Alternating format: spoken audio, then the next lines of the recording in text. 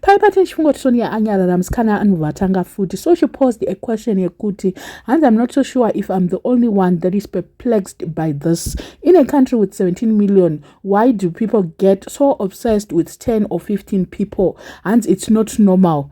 She thinks that there are some people who get followed more and talked about, and she also thinks kuti pane vamwe vanhu vanobhadharwa kupusha that narrative or kupusha those 10 or 15 people vanongoramba vachingotaurwa, especially mabloggers. Hanzi pane vanhu vanobhadhara kuti zita ravo rirambe riri relevant all the time. Ndangoti munhu ari kutaurwa paka ndiWicknell. Sonia Ruchoti, it's so weird. Why do we keep on talking about the same people over and over? And why don't people just live a simple life, not to attract futima bloggers? Munhu anotota a whole video about iye nenyaya yekuti haasi kuda kungorarama like normal people. Hands, not everything that you see on social media is what you think it is. So kana akuda kuti not everything that inyaya yekuti zvatinoona here kuna madzidhedhi kana kuti chi, hanzi it's not everything that you see on social media it is not, and what you see on social media it's not what you think it is.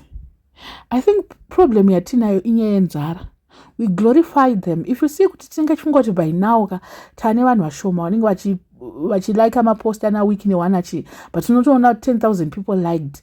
What shout 10,000? Where are those 10,000 people coming from?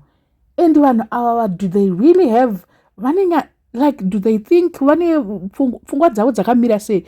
You'd like to see kuti pfungwa dzavo dzakanyatsomira sei, because liking things for Wicknell, it's saying in 2026 we are pushing ma agendas, not kupusha ma agenda Wicknell. That's why he's being talked about over and over, because it's like kuti pane vanhu 10,000 vanenge vachitopusha brand rake maona manje. So I don't know, na ola varipo futi kuposta every day, ukaona ola achitaura chiretify kuti aiwa zvinhu zvamuita zvaWicknell hasirizvo, izvi ndochokwadichi. Ndo vamwe vanenge vanobhadhara na ola vana DJ Ola, handisi kuti anobhadharwa, but obvious anobenefita ikoko. They benefit from Wicknell, ndosaka vachida kuuya every time. Anotokangamwa kuti iye pa social media is not supposed to take sides, but anototora side ra Wicknell cheto. Inzara inokonzeresa hapana. My conclusion, I think panyari kungovunzwa na Sonia, nyenzara ndio inokanganisa vanhu kuti tine chifunga kuti pamwe tikakomenta or tikalike we're going to get something, so we end up takuita leak those people. Nyaya yekuti not everything that you see on social media, and it's true. Munonyatsoona mega pana Lucy tinomunyatsomuona kuti it's not what we see. It looks all fake.